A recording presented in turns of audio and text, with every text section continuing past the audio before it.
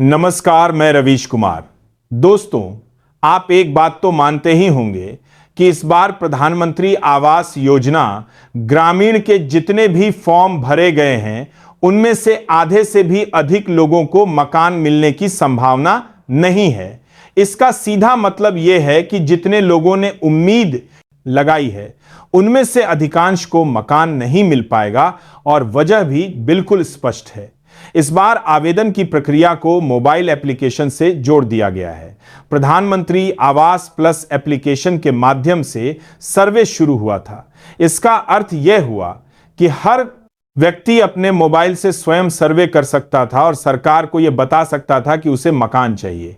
लेकिन समस्या यह है कि सभी ने यह कह दिया कि हमें मकान चाहिए, चाहे वे वास्तव में हकदार हो या नहीं। लगभग हर गांव में हर घर से फॉर्म जमा किए गए। शायद ही ऐसा कोई घर बचा हो जिसने इस योजना का फॉर्म ना भरा हो या मोबाइल एप्लीकेशन से सर्वे ना किया हो। लेकिन यह सोचना बिल्कुल गलत होगा कि सरकार जितने फॉर्म आए हैं उन सभी को मकान दे देगी। यह संभव ही नहीं है। सरकार के पास इतनी राशि नहीं है कि हर किसी को तुरंत 1-20-0 या मनरेगा राशि जोड़कर 500 से अधिक की राशि दे सके। असल में अब शुरू होगा वेरिफिकेशन। जिन लोगों ने फॉर्म भरे हैं और दावा किया है कि उन्हें पक्का मकान चाहिए, अब उनकी सच्चाई जांची जाएगी। यह जांच यह सुनिश्चित करेगी कि क्या वे वास्तव में मकान के हकदार हैं, क्या उनके पास सचमुच घर नहीं है, क्या वे झोपड़ी में रह रहे हैं या क्या उनके पास पहले से ही पक्का घर है। कई लोग लालच में भी फॉर्म भर सकते हैं। अब यह प्रक्रिया पंचायत स्तर पर शुरू होगी। पंचायत में सूची भेजी जाएगी जिसमें आपके गांव के सभी लोगों के नाम होंगे जिन्होंने सर्वे किया है। इसके बाद तय होगा कि किसके नाम पर सही का निशान लगाया जाए और किसका नाम सूची से हटाया जाए। यह पूरी जिम्मेदारी ग्राम विकास अधिकारी, सरपंच और पंचायत के अन्य कर्मचारियों की होगी। यही निर्णय लेंगे कि वास्तव में किसे घर मिलना चाहिए और किसे नहीं। यही कारण है कि अक्सर देखा जाता है कि जिन लोगों को घर की वास्तविक जरूरत होती है उन्हें मकान नहीं मिलता और जिनके पास पहले से ही ठीक ठाक मकान है उन्हें यह सुविधा मिल जाती है। पंचायत में लिए गए निर्णयों के पीछे की यही हकीकत होती है। इस बार भी यही प्रक्रिया अपनाई जाएगी। पंचायत में बैठकर सूची की जांच होगी और उसके आधार पर तय होगा कि प्रधानमंत्री आवास योजना का लाभ किसे मिलेगा। अगर आप वास्तव में इस योजना के हकदार हैं, आप कच्चे घर में रहते हैं, झोपड़ी में हैं या आपके पास पक्का मकान नहीं है, तो यह बेहद जरूरी है कि आप अपनी पंचायत से लगातार संपर्क बनाए रखें।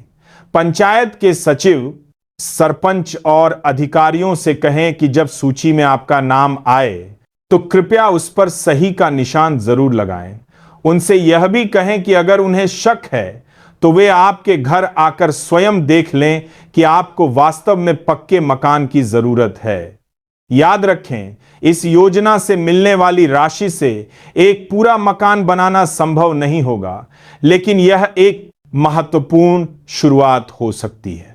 यह राशि आपको अपने कच्चे घर से बाहर निकलकर एक सुरक्षित स्थान पर रहने का मौका दे सकती है। कम से कम एक छोटा आश्रय तो आपको अवश्य मिलेगा।